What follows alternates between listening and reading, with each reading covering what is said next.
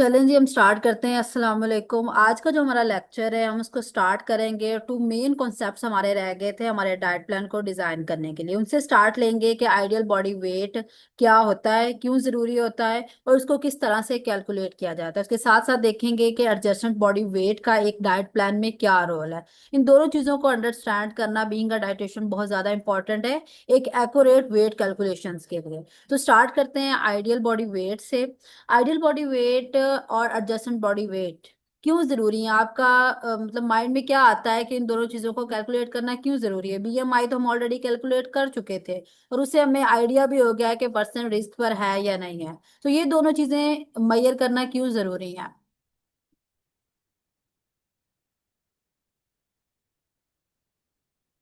आपके पास कोई आंसर है कि इन दोनों चीजों को मेजर करना क्यों जरूरी है?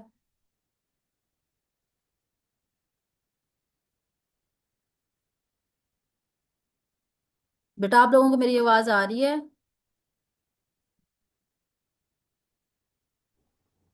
अस्सलाम वालेकुम मैम। वालेकुम मैम अस्सलाम। हमारे पास एक रेफरेंस रेंज आ जाएगी, इसलिए आइडियल बॉडी वेट जरूरी है। ओके, और एडजस्टेंट बॉडी वेट? तो आपको क्या नॉलेज है कि इसको हम क्यों कैलकुलेट करते हैं?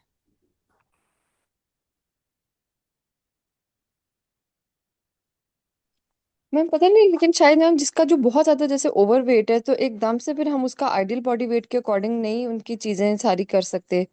थोड़ा सा फिर एक एडजस्टेड बॉडी वेट निकाल लेते हैं। ओके, हो गया। चलें फिर हम स्टार्ट करते हैं आइडियल बॉडी वेट से।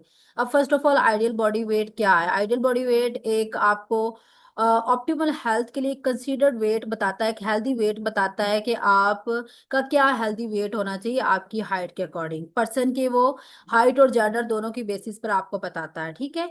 और इसका बेसिक मकसद क्या होता है कि आप रिस्क ऑफ क्रोनिक डिजीज और मोर्टेलिटी को देख सकें कि पर्सन जो है कितने रिस्क पर है। उसके बीएमआई ने तो हमें जस्ट उसकी एक रेंज बता दी है कि पर्सन ओवर वेट है, अंडर वेट है, या क्या है। लेकिन आइडियल बॉडी वेट से हमें ये अंदाजा हो जाता है कि जो पर्सन है उसको कितना वेट जो है अपना मेंटेन करने की जरूरत है, कितना वेट उसके लिए आइडियल है उसकी प्रॉपर हेल्थ के लिए, उसकी बॉडी में क्रोनिक डिजीजेस के रिस्क को कम करने के लिए। और बीइंग अ डाइटिशियन ये हमें हेल्प आउट करता है हमारी जो न्यूट्रिशनल नीड्स हैं उनको मेजर करने के लिए कि हमें एक्यूरेट न्यूट्रिशनल नीड्स मिलें किसी भी पर्सन की, कि उसकी क्या रिक्वायरमेंट्स होनी चाहिए, अप्रोप्रिएट चीजें हमें मेजर कर सकें हमें, ठीक है। उसके अलावा वो पेशेंट्स जो हॉस्पिटलाइज हैं उन लोगों के लिए आईबीओडब्ल्यू जो है वो मेजर करना बहुत ज्यादा जरूरी होता है। एक रियलिस्टिक वेट गोल है क्लाइंट्स के लिए। हम इसको सिंपल वर्ड में अगर कहें कि आईबीडब्ल्यू क्या है, तो आईबीडब्ल्यू एक रियलिस्टिक वेट गोल है जो एक पेशेंट का होना चाहिए कि मैंने इस वेट पर जाना है, अपने वेट को इस पॉइंट पर लेके आना है, चाहे वो लूज करना हो, गेन करना हो, या कुछ भी हो। उसके साथ साथ हम न्यूट्रिशनल स्टेटस भी इसकी हेल्प से भी मेजर कर सकते हैं कि हमारे पास एक फिगर आ जाता है, हमें अंदाजा हो जाता है कि किस तरह से हमें हेल्प आउट करने वाला है।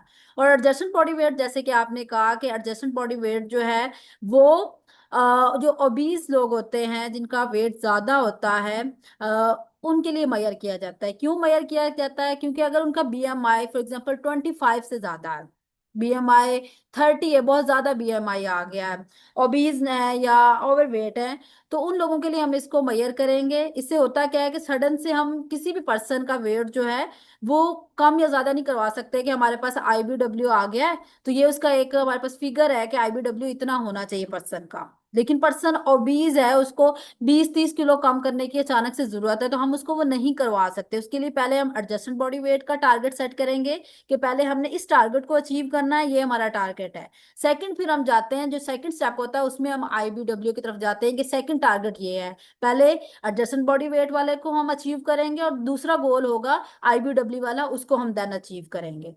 जो एकदम से हम आईबीडब्ल्यू की तरफ जंप नहीं करेंगे, ठीक है। क्योंकि आपको जब आपके पास बीएमआई का फिगर आता है तो उससे आपको नहीं पता होता कि पर्सन की बॉडी में फैट कितना है या मसल कितना है, किसी चीज का अंदाजा नहीं होता, तो हम उससे एक्यूरेट उनकी प्रोटीन, एनर्जी या न्यूट्रिएंट्स की नीड्स को असेस नहीं कर पाते। तो एडजस्टेंट बॉडी वेट जो है हमें हेल्प आउट करेगा उस चीज को प्रॉपरली असेस करने में, और प्रॉपर उसकी जो मेजरमेंट्स हैं वो हमें उससे मिलेंगी। अब अगर हम इसके पर्पस की बात करें तो लोगों में ओवर फीडिंग के चांसेस को कम करने के लिए हम इसको मेनली यूज करते हैं एडजस्टेंट बॉडी वेट को, कि एक पर्सन ओबीज है, अगर हम उसका डाइट प्लान आईबीडब्ल्यू के अकॉर्डिंग बना देंगे तो वो उसके लिए ठीक नहीं होगा। क्योंकि हम उस पॉइंट पे उसको नहीं ला रहे, हमने पहले उसके वेट को स्लोली स्लोली करना है कि जो एक रियलिस्टिक गोल हो। तो उसके ओवर ईटिंग के चांसेस को हमने कम करवाना है, उसको एक्यूरेट न्यूट्रिएंट्स की नीड्स प्रोवाइड करनी है। और ये कॉमनली उन लोगों में यूज होता है जिनमें ऑलमोस्ट बीएमआई जो है मोर देन 25 हो। ठीक है, अब इन दोनों को किस तरह से कैलकुलेट किया जाता है, तो पहले हम अगर आइडियल बॉडी वेट की बात करें तो आइडियल बॉडी वेट जो है इसका बहुत सिंपल सा फार्मूला है इसको कैलकुलेट करने के लिए, कि आपने 50 में 2.3 जो फैक्टर है उसको प्लस करना होता है, और हाइट को हमेशा इंचीज में लेना होता है। यहाँ पे मैंने थोड़ी सी मिस्टेक कर दी है, कंफ्यूजन कह लें कि फार्मूला लिखने में कर दी है, लेकिन आपने इस कंफ्यूजन को क्लियर करने के लिए मैं इसको क्लियर कर देती हूँ कि आपने इस फार्मूले को इस तरह से नहीं लिखना।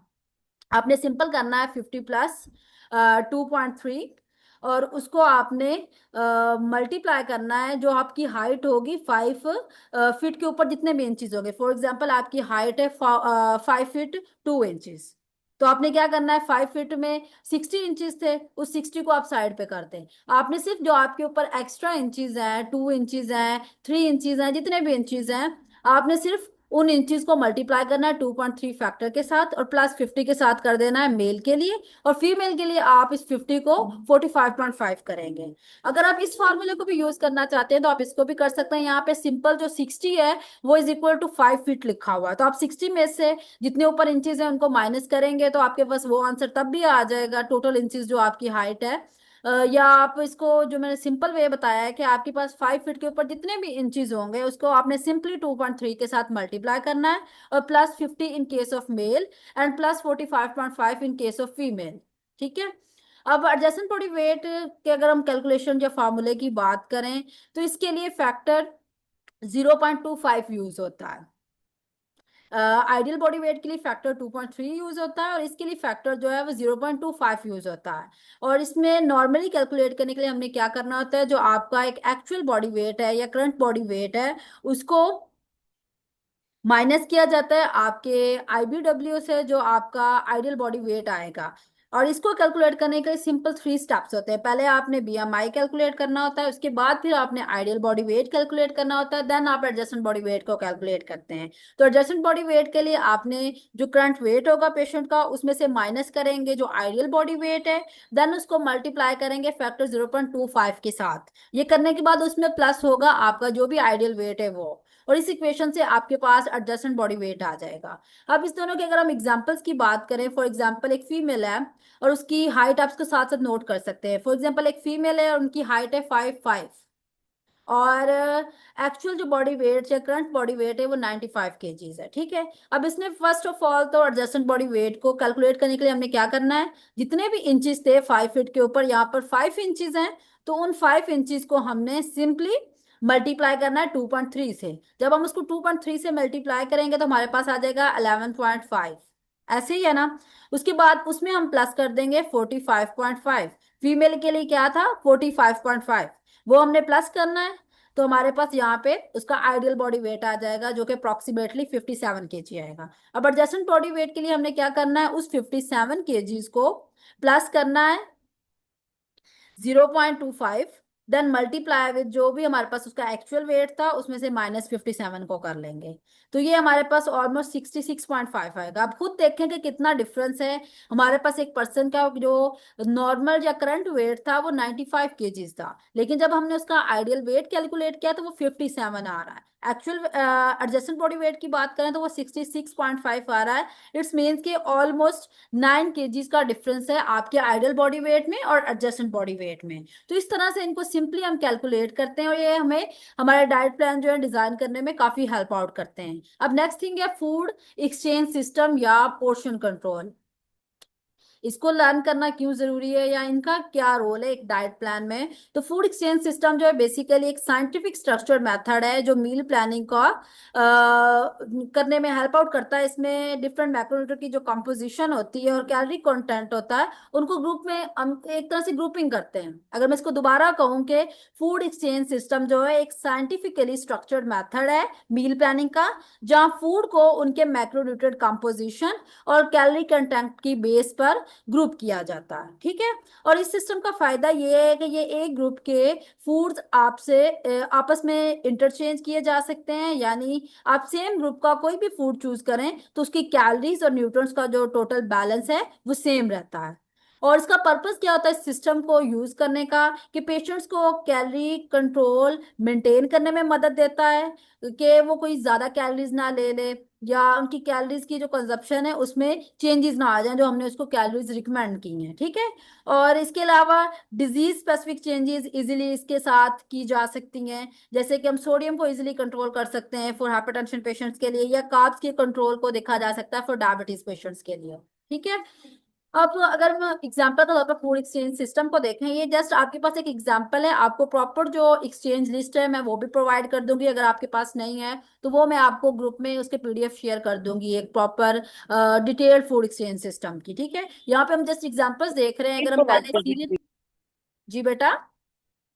यस मैम, प्लीज हमें फूड एक्सचेंज जो आपके पास कोई अगर रीसेंट है तो मैम वो जी जी, प्रोवाइड मैं कर दीजिएगा। आपको पीडीएफ प्रोवाइड कर दूंगी।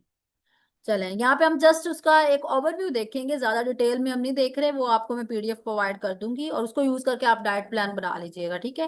पहले हम सीरियल ग्रुप की बात करें तो इसमें अप्रोक्सीमेटली 1 सर्विंग की बात करें तो 15 gram of carbs, 2 to 3 grams, या इवन कहीं 0 to 2 या 0 to 3 भी लिखा हुआ प्रोटीन का होता है इसमें पोर्शन। फैट का 0.5 to 1 ग्राम तक होता है, और कैलोरीज कहीं 60 मेंशन है और कहीं पर 70 मेंशन है। तो ये वेरी करती हैं अकॉर्डिंग टू एक्सचेंज लिस्ट के, कुछ एक्सचेंज लिस्ट में इसको 60 कैलोरीज के इक्वल कहा हुआ है एक सर्विंग को, और कुछ में 70 कहा हुआ है, ठीक है। अब एक सर्विंग कार्ब्स की कितनी होती है, अगर हम रोटी की बात करें तो एक स्मॉल रोटी जो 30 ग्राम की होगी वो आपकी एक सर्विंग कंसीडर होगी, वो आपको 15 ग्राम ऑफ कार्ब्स प्रोवाइड करेगी, 2 to 3 gram of protein provide करेगी, और फैट 1 ग्राम तक आपको देगी, ठीक है। अगर हम राइस की बात करें तो हाफ कप कुक्ड राइस जो है वो इक्वल टू 1 सर्विंग होगा। इसी तरह ब्रेड की बात करें तो 1 ब्रेड जो है एक स्लाइस जो उसका होगा वो एक सर्विंग के इक्विवेलेंट होगा। इसी तरह अगर हम सेकंड चीज मिल्क या मिल्क अल्टरनेटिव्स की बात करें तो उसमें कार्ब्स का जो कंटेंट है वो थोड़ा सा सीरियल से कम होता है, ऑलमोस्ट 12 ग्राम ऑफ कार्ब जो है एक सर्विंग हमें प्रोवाइड करती है। प्रोटीन उसमें ज्यादा होती है, 8 ग्राम ऑफ प्रोटीन एक सर्विंग में मौजूद होता है, और फैट 3 to 5 ग्राम होता है, जो कि डिपेंड करता है कि आप कौन सा वाला ऑप्शन चूज कर रहे हैं, हाई फैट वाला कर रहे हैं, लो फैट वाला कर रहे हैं, कौन सा वाला कर रहे हैं, ठीक है। और उसमें कैलोरीज जो है 120 तक होती हैं। आपका नॉर्मल जो एक मिल्क का ग्लास या एक मिल्क की सर्विंग की बात करें, अब सर्विंग की बात करें तो 1 glass of milk is equal to 1 serving होगा। 1 कप अनस्वीटेंड सोया मिल्क या आप कोई भी दूसरा प्लांट बेस्ड मिल्क ले रहे हैं तो उसका भी 1 कप ही आपका एक सर्विंग कंसीडर होगा। लेकिन योगर्ट की बात करें तो उसका 3/4 कप जो है एक सर्विंग के इक्वल होगा। फ्रूट्स के लिए भी सेम है कि अगर हम एप्पल की बात करें तो एक मीडियम एप्पल 1 सर्विंग होता है, मैंगो की बात करें तो वो हाफ होता है। बेरीज को हमेशा हम कप में मेजर करते हैं, और इस तरह की चीजों को ध्यान रखना होता है किस चीज को किस तरह से मेजर करना है और उसको किस तरह से एक सर्विंग के इक्वल हम कह सकते हैं। अब ये किस तरह से हमें पेशेंट की डाइट प्लानिंग में हेल्प आउट करेगी, या पेशेंट के अवेयरनेस के लिए हम किस तरह से एक्सचेंज लिस्ट को यूज कर सकते हैं। फॉर एग्जाम्पल आप कोई डाइट प्लान बना रहे हैं तो आपको एक तो ये हेल्प आउट करेगा आपकी कैलोरीज और आपके न्यूट्रिएंट्स बैलेंस करने में। दूसरी चीज आप पेशेंट को इजीली बता सकते हैं कि भाई अगर आपको रोटी पसंद है, हमने आपके डाइट प्लान में रोटी डाल दी है, ठीक है, लेकिन अगर आपने चावल खाने हैं या आपने पास्ता खाना है, कुछ भी खाना है, तो आप उसकी इतना पोर्शन ले सकते हैं। ये सारी चीजें छोटी छोटी चीजें होती हैं कि हमने ही उनको गाइड करनी होती है कि आपको रोटी हमने डाइट प्लान में दी है तो आप एक रोटी खा सकते हैं, रोटी का साइज क्या होना चाहिए, ये कितने ग्राम्स होनी चाहिए, साइज बताएंगे तो हम उसको डिस्क साइज बोल देंगे कि आपकी सीडी साइज जो भी होता है आपकी उतनी रोटी होनी चाहिए। और राइस का भी हम उसको साथ बता देंगे कि अगर आपने राइस खाना है तो आपका इतना होगा, तो आपकी एक सर्विंग काउंट होगी, या पास्ता खाना है तो इतना होगा। तो ये सारी चीजें इस तरह से हेल्प आउट करती हैं कि हम उनको भी अवेयरनेस दें, और हम जब एमएनटी किसी भी डिजीज के अकॉर्डिंग बनाते हैं उसके ग्रुप्स वाइज पोर्शंस या सर्विंग्स को हम कैलकुलेट करते हैं, तो ये चीजें हमें उसमें काफी हेल्प आउट करती हैं डाइट प्लान में फूड्स को ऐड करने के लिए। अब बाकी ग्रुप्स के लिए भी इसी तरह सेम है कि वेजिटेबल्स में कार्ब्स का कंटेंट लो होता है, 5 ग्राम तक होता है, प्रोटीन भी इसमें कम होती है, और फैट इसमें ऑलमोस्ट होता ही नहीं है। और मीट या प्रोटीन फूड्स की बात करें तो उनमें कार्ब्स नहीं होते, लेकिन प्रोटीन जो है 7 to 8 ग्राम्स मौजूद होता है, और फैट का कंटेंट भी लाइक मिल्क ग्रुप थोड़ा सा हाई ही होता है, ठीक है। इस तरह से आपने इस फूड एक्सचेंज सिस्टम को देख लेना है। बाकी जो मैं आपको डिटेल पीडीएफ प्रोवाइड करूंगी उसको आपने इन डिटेल देखना है कि उसमें किस तरह से चीजें ग्रुप वाइज मेंशन की हुई हैं। अब बात कर लेते हैं डाइट चार्ट या डाइट प्लान को किस तरह से हमने प्लान करना होता है, या इसको प्लान करने के लिए कौन कौन से स्टेप्स इन्वॉल्व होते हैं। तो स्टेप वन होता है आपने अपने कैलोरीज गोल को सेट करना होता है, जो कि हमने लेक्चर नंबर 2 में देखा था कि किस तरह से अभी बेटा अजान हो रही है, 2 मिनट का हम ब्रेक लेंगे।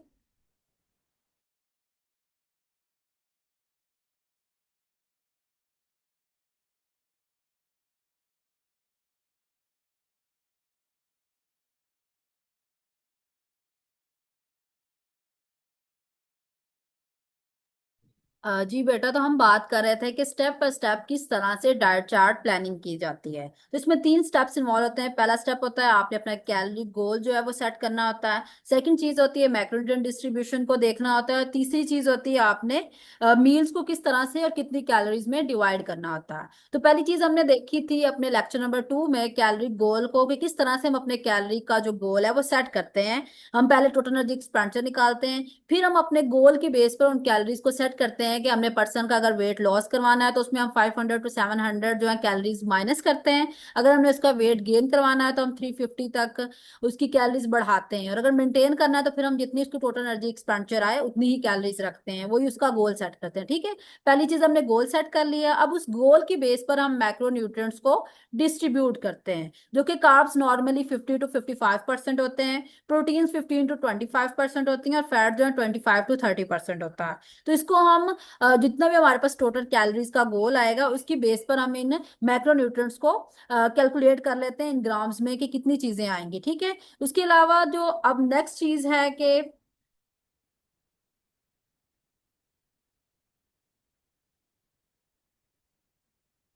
ठीक है, इसके अलावा आपने जो प्लेट मेथड है फॉर बैलेंस ईटिंग के लिए उसको भी माइंड में रखना कि जब भी आप किसी पेशेंट के लिए कोई मील डिजाइन कर रहे हैं, कोई भी आप उसके लिए एक कह लेंगे एक टाइम का मील या एक पोर्शन बना रहे हैं किसी भी चीज का, तो उसमें आपने 3 चीजों को माइंड में रखना होता है कि आपकी प्लेट का जो हाफ होना चाहिए वो नॉन स्टार्ची वेजिटेबल्स होना चाहिए, 1/4 लीन प्रोटीन सोर्स होना चाहिए, और 1/4 ही आपका होल ग्रेन या कम्प्लेक्स कार्ब्स होने चाहिए। तो आपने किसी भी मील को डिजाइन करना है, वो चाहे ब्रेकफास्ट हो, लंच हो, डिनर हो, तो आपने प्लेट को ध्यान में रखना है कि उसमें ये सारी चीजें इस तरह से फिल होनी चाहिए। ठीक है, अब तीसरा स्टेप क्या है? तीसरा स्टेप है जी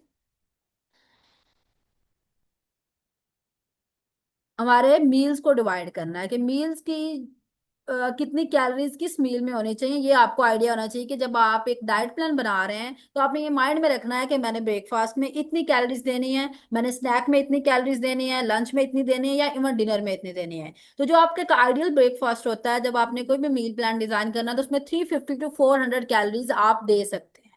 क्या आप ऐसा ब्रेकफास्ट देंगे जो मैक्सिमम 400 कैलोरीज तक हो। ठीक है, अब अगर मिड मॉर्निंग स्नैक की बात करें या इवन इवनिंग स्नैक की बात करें तो वो आप 150 तक कैलोरीज को एडजस्ट कर सकते हैं। और लंच में आपकी 400 to 450 कैलोरीज होनी चाहिए, और डिनर में भी सेम लाइक ब्रेकफास्ट आप 350 to 400 तक कैलोरीज दे सकते हैं। और जो आपका बेड टाइम मील या स्नैक होता है वो आपके लिए ऑप्शनल होता है कि आप उसमें 100 कैलोरीज दे सकते हैं। अगर आपने बेड टाइम स्नैक या वो मील नहीं देना अपने पेशेंट को, तो उन 100 कैलोरीज को आप बाकी किसी मेन कोर्स में एडजस्ट कर सकते हैं। तो ये आपके पास एक रफ सा एस्टिमेट आ गया है कि जब आप डाइट प्लान बनाएंगे तो आप इतनी इतनी कैलोरी इस मील में दे सकते हैं। फॉर एग्जांपल अगर हम ब्रेकफास्ट की बात करें तो उसमें आप अगर ओट्स दे रहे हैं, एक सर्विंग उसकी दे रहे हैं, उसमें 1 कप ऑफ मिल्क भी जा रहा है, कोई एक फ्रूट भी जा रहा है, तो वो अप्रोक्सीमेटली ऑटोमेटिकली आपके पास 350 तक कैलोरीज हो जाती है। अगर आप इसको कैलकुलेट करें ना, 120 आपके पास मिल्क की आ जाएंगी, फ्रूट की सर्विंग की कैलोरीज आ जाएंगी जो कि 60 होती हैं, तो 200 तो यही हो गया। और बाकी आपके पास आपके ओट्स की अगर आप 2 सर्विंग्स दे रहे हैं तो 120 या 140 तक वो हो जाएंगी। तो इस तरह से आप मील को डिजाइन कर सकते हैं कि आपने कैलोरीज को किस तरह से एडजस्ट करना है। अगर मैं स्नैक की बात करूं, किस तरह से आपने 150 कैलोरीज को एडजस्ट करना है। फॉर एग्जांपल आप नट्स दे रहे हैं किसी भी पेशेंट को, उसको वॉलनट्स दे रहे हैं, ऑलमंड्स दे रहे हैं, या कोई भी नट दे रहे हैं। फॉर एग्जांपल अगर 6 ऑलमंड्स हमने दे दिए, फैट्स की एक सर्विंग उसको दे दी है, साथ ग्रीन टी भी दे दी है। ठीक है, तो इस तरह से ये ऑलमोस्ट 100 कैलोरी से ऊपर हो जाएंगी। तो आपने इस तरह से एडजस्ट करना है कि आप जो मील्स की सिलेक्शन करें अपने पेशेंट के लिए, किसी भी डाइट प्लान को डिजाइन करने के लिए, तो उनका इतना कैलोरीज का जो है एस्टिमेशन होनी चाहिए कि हर मील में इतनी कैलोरीज आएंगी। ठीक है। अब नेक्स्ट हम बात करते हैं जो हमारा मेन आज का था कि हमने एमएनटी के बारे में बात करना था, लेकिन पीछे कुछ चीजें मिसिंग थी, तो उनको मैंने पहले क्लियर करना जो है ज्यादा उसको प्रेफरेंस दी है। अब हम एमएनटी की तरफ आते हैं कि एमएनटी क्या होता है, एक डाइट प्लान में उसका क्या रोल है, किस तरह से हम इसको यूज करते हैं। तो MNT basically medical nutrition therapy है, जो कि एविडेंस बेस्ड अप्रोच है, जहां हम पेशेंट की डिजीज और उसकी लैब वैल्यूज के मुताबिक उसके लिए कस्टमाइज डाइट बनाते हैं। ये एक इसकी डेफिनेशन हम समझ लें या एक सिंपल अंडरस्टैंडिंग समझ लें कि एमएनटी होती क्या है। तो एमएनटी किसी भी पेशेंट की डिजीज और उसकी लैब वैल्यूज के अगेंस्ट उसके लिए एक कस्टमाइज डाइट प्लान करने को एमएनटी कहा जाता है। और क्लिनिकल सेटिंग्स में एमएनटी जो है क्या हमें हेल्प आउट करती है, हमें न्यूट्रॉन्स को मॉडिफाई करने के लिए, न्यूट्रॉन्स को एडजस्ट करने के लिए हेल्प आउट करती है कि किस तरह से हमने एनर्जी, मैक्रो और माइक्रो न्यूट्रॉन्स को एडजस्ट करना है। कॉम्प्लिकेशंस को प्रिवेंट करने में हेल्प आउट करती है, और क्लिनिकल आउटकम्स भी इसकी हेल्प से इम्प्रूव होते हैं। ठीक है। अब हम पहले डायबिटीज की बात कर लेते हैं कि डायबिटीज के लिए एमएनटी किस तरह से डिजाइन की जाती है। तो डायबिटीज एक मेटाबॉलिक डिसऑर्डर है जहाँ इंसुलिन या तो आपकी बॉडी में ठीक से बन नहीं रहा, या इतना नहीं बन रहा कि जो इनफ हो आपके शुगर को मेटाबोलाइज या अब्जॉर्ब करने के लिए। ठीक है। तो ये एक मेटाबॉलिक डिसऑर्डर है। अब जब आपने इसकी एमएनटी डिजाइन करनी है तो आपके माइंड में क्या गोल्स होने चाहिए कि फर्स्ट ऑफ ऑल तो ब्लड शुगर लेवल को कैसे नॉर्मल रेंज पर लाया जाए, ऐसी डाइट डिजाइन हमने करनी है। पहला गोल है कि उससे हमारा जो ब्लड शुगर लेवल है वो नॉर्मल है। दूसरी चीज कि किसी भी मील को लेने के बाद सडन शुगर्स में स्पाइक्स ना आए, सडन ब्लड शुगर लेवल जो है वो राइज ना हो। तो ऐसा डाइट प्लान बनाना है कि जिससे पोस्ट मील जो है वो शुगर स्पाइक्स ना हो, इंसुलिन सेंसिटिविटी जो है वो विद टाइम जो है वो इम्प्रूव हो, और हेल्दी वेट मेंटेन रहे, कि अगर पर्सन का वेट जो है ऑलरेडी हेल्दी है तो वो हेल्दी मेंटेन रहे, या अगर उसको कम या ज्यादा करने की जरूरत है तो उसको भी उसी डाइट के साथ एडजस्ट किया जाए। इसके अलावा उसकी डायबिटीज की वजह से बाकी ऑर्गन्स लाइक हार्ट और किडनी जो है उनकी हेल्थ भी इफेक्ट ना हो। तो ये मेन गोल्स होते हैं एक डायबिटीज के पेशेंट्स की एमएनटी डिजाइन करने के लिए। जब हम टाइप 2 डायबिटीज का डाइट प्लान बनाते हैं तो उसमें जो हमारे पास की न्यूट्रिशन टूल्स या कॉन्सेप्ट्स होते हैं उनको समझना भी जरूरी होता है, और उनको किस तरह से यूज करना है वो भी जरूरी होता है। ठीक है। अब पहली चीज जो डायबिटीज के पेशेंट्स के लिए जब हमने एमएनटी बनानी है, उसके लिए डाइट प्लान बनाना है, तो हमने उसके कार्बोहाइड्रेट्स की काउंटिंग जो है वो बहुत मैटर करती है। कि कार्ब्स की एक सर्विंग हमें 15 ग्राम ऑफ कार्ब्स देती है। कोई भी हम सीरियल ले रहे हैं, कोई भी फ्रूट ले रहे हैं, तो किसी भी फूड की कार्ब्स की एक एक्सचेंज जो है हमें 15 ग्राम ऑफ कार्ब्स देगा। तो हमने मील्स को इस तरह से डिजाइन करना है कि जो उसके कार्ब्स हैं वो जो है प्रॉपर काउंटेड रहे, उसके अमाउंट ज्यादा या कम ना हो जिससे शुगर स्पाइक्स होने के चांसेस हो। ठीक है। फॉर एग्जाम्पल अगर हम मील की एग्जाम्पल की बात करें, तो अगर हम 2 स्लाइसिस उसको ब्रेड के दे रहे हैं, व्हाइट ब्रेड के या ब्राउन ब्रेड के, तो अब इसमें से बेहतर कौन सा ऑप्शन है? ब्राउन ब्रेड है। क्यों ब्राउन ब्रेड है? क्योंकि उसमें कम्प्लेक्स कार्ब्स हैं। तो कम्प्लेक्स कार्ब से क्या होगा कि उसके शुगर में सडन स्पाइक्स नहीं आएंगे। लेकिन अगर वो व्हाइट फ्लोर वाली चीज ले रहा है, सिंपल कार्ब्स ले रहा है, तो उससे क्या होगा, शुगर स्पाइक्स जो है वो क्रिएट हो सकती हैं। तो यहाँ पर आपकी जो कार्ब्स की क्वांटिटी के साथ साथ उसकी क्वालिटी भी मैटर करती है कि आप उसको कौन से वाले कार्ब्स दे रहे हैं, उसको सिंपल शुगर्स दे रहे हैं या कम्प्लेक्स कार्ब्स दे रहे हैं। ठीक है। तो कार्ब्स की काउंटिंग पहली चीज जो है डायबिटीज की एमएनटी में मैटर करेगी। इससे आपको आइडिया हो जाएगा कि आपने किस तरह से एक पेशेंट के लिए उसके डाइट प्लान को डिजाइन करना है। तो हर मील में कार्ब्स को मॉडरेट रखना है, और प्रोटीन और फाइबर के साथ उसको पेयर करना है ताकि शुगर जो है वो कंट्रोल में रहने में मदद मिले। दूसरी चीज glycaemic index. Glycaemic index basically एक रेटिंग सिस्टम है जो बताता है कि कोई भी फूड कितनी तेजी से आपके ब्लड शुगर को राइज करवा सकता है। तो जब भी आपने डायबिटीज के लिए डाइट प्लान डिजाइन करना है तो आपने ग्लाइसेमिक इंडेक्स को माइंड में जरूर रखना है आफ्टर कार्ब्स इनटेक या कार्ब्स के जो भी काउंटिंग है उसके बाद। अब ग्लाइसेमिक इंडेक्स मैंने जैसे कि बता दिया कि एक रेटिंग सिस्टम है, इसमें 3 डिफरेंट कैटेगरीज होती हैं: low glycemic index foods, high glycemic index foods and moderate glycemic index वाले फूड्स। ठीक है। लेकिन जो हमने डायबिटीज के पेशेंट्स को फूड्स रिकमेंड करने होते हैं वो हमने तीसरे ग्रुप में से चूज करने होते हैं लो ग्लाइसेमिक इंडेक्स फूड्स में से। जिनका ग्लाइसेमिक इंडेक्स लो होगा नेचुरली, उससे क्या होगा कि उनकी जो शुगर की स्पाइक्स हैं सडन, वो क्रिएट नहीं होंगे। तो ऐसे फूड चूज करेंगे जिससे शुगर स्पाइक्स क्रिएट ना हो। तो ये भी मैं आपको पीडीएफ प्रोवाइड कर दूंगी ग्लाइसेमिक इंडेक्स वाली भी, कि किस तरह से कौन से फूड जो है किस ग्रुप में आएंगे। ठीक है, इसकी एग्जांपल्स अगर हम यहाँ पर डिस्कस करेंगे तो टाइम ज्यादा लग जाएगा, तो ये आपको मैं पीडीएफ प्रोवाइड कर दूंगी। नेक्स्ट चीज है फाइबर और प्रोटीन।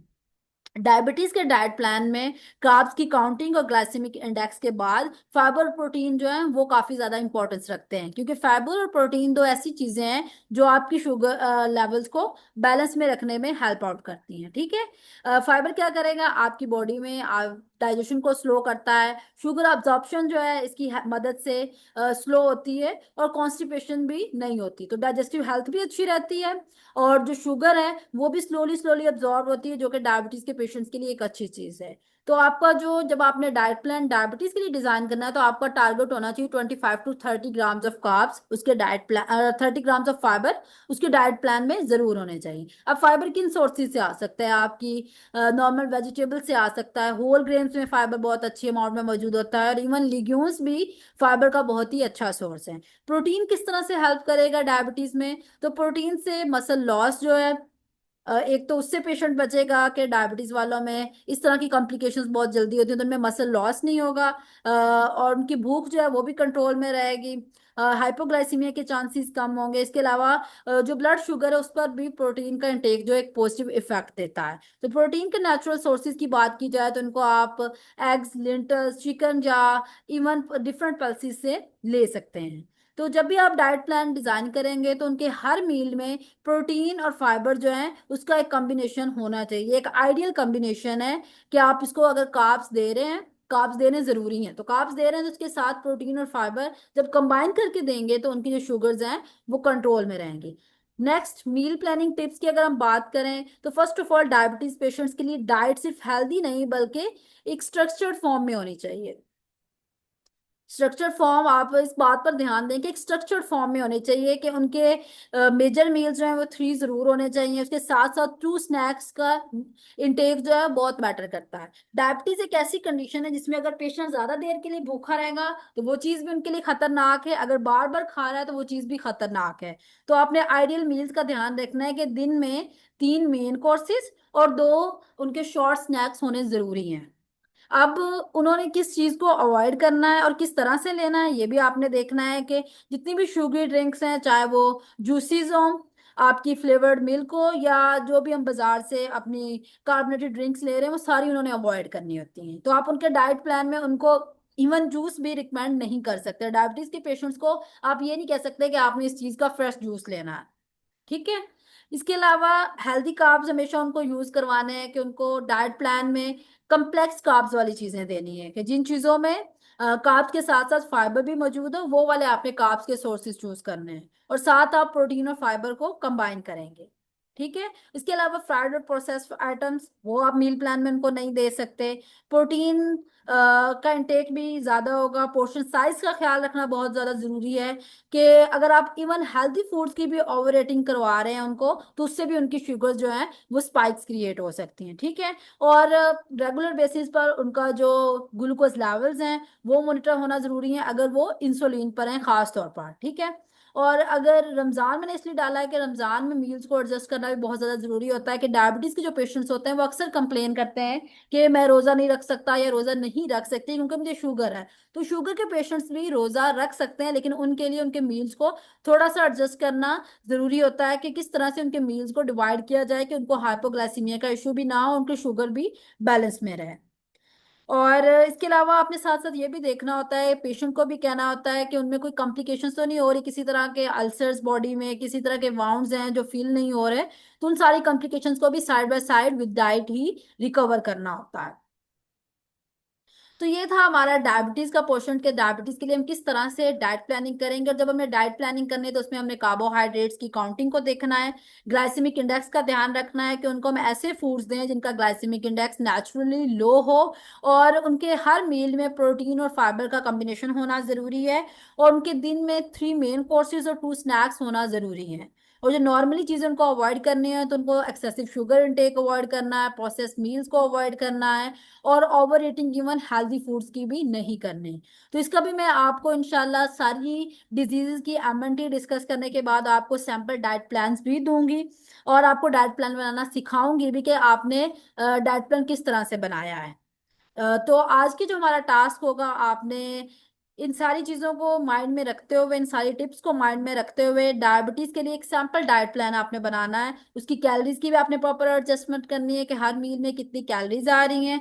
पेशेंट में आपने ऐसा पेशेंट लेना है कि जिसका आप एडजस्टेंट बॉडी वेट भी कैलकुलेट करें कि वो ओवर वेट पेशेंट हो, ओबीज हो। उसका आपने एडजस्टेंट बॉडी वेट, बीएमआई, आईबीडब्ल्यू, और उसकी आप कैलोरीज का गोल क्या है वो कैलकुलेट करेंगे। कैलोरीज गोल के बाद आप उसके लिए प्रॉपर मील्स को डिजाइन करेंगे कि इस मील में ये इतनी इतनी कैलोरीज आनी चाहिए। और साथ फिर आप अपनी रिकमेंडेशन देंगे कि हम इसको इस मील टाइम पर ये चीज दे रहे हैं। तो प्रॉपर डाइट प्लान आपने मुझे सबमिट करवाना है। सिर्फ एक पेशेंट का आप करेंगे और कल के सेशन से पहले पहले आपने मुझे वो सबमिट करवा देना है। इसलिए आपको प्रैक्टिस पहले दे रही हूँ कि पहले आप करेंगे, आपके करने के बाद उसमें मैं आपको मिस्टेक्स भी बताऊंगी, उसके साथ साथ फिर आपको सैंपल प्लान्स भी प्रोवाइड कर दूंगी। ठीक है, यहाँ पे मैं आपको इस तरह से भी पढ़ा सकती थी कि इस चीज की इतनी सर्विंग हो, इस चीज की इतनी सर्विंग्स हो, तो वो एक किताबी चीज हो जाती है आपके लिए, वो प्रैक्टिकल चीज नहीं रहेगी कि वो सर्विंग्स तो हम कहीं से भी देख सकते हैं, हमें वो चार्ट शीट मिल जाती है कि इस चीज की इतनी सर्विंग्स हो, इस चीज की इतनी सर्विंग्स हो। तो आपको प्रॉपर कॉन्सेप्ट समझाना ज्यादा जरूरी है। तो आप ट्राई कीजिएगा कि एक अच्छा सा डाइट प्लान बनाएं एक डायबिटीज के पेशेंट के लिए जो ओबीज हो, ताकि उसकी हर चीज आप कैलकुलेट कर सकें, हर चीज दोबारा से आपके हाथों से गुजर जाए, सारी कैलकुलेशंस आप दोबारा से कर सकें। तो आई होप सो कि आज का ये लेक्चर काफी अच्छा रहा होगा। इसमें हमने स्टार्ट में एक्चुअली हमारा टाइम लग गया है वो बेसिक कॉन्सेप्ट समझने में, इसलिए आज हम एक डिजीज की एमएनटी ही देख सकें। तो कल इंशाल्लाह ट्राई करेंगे कि 2 से 3 डिजीजेस को हम कवर कर लें, और उसके बाद फिर सैंपल प्लान्स की तरफ आएंगे। तो आपका अभी कोई क्वेश्चन है, कोई क्वेरी है तो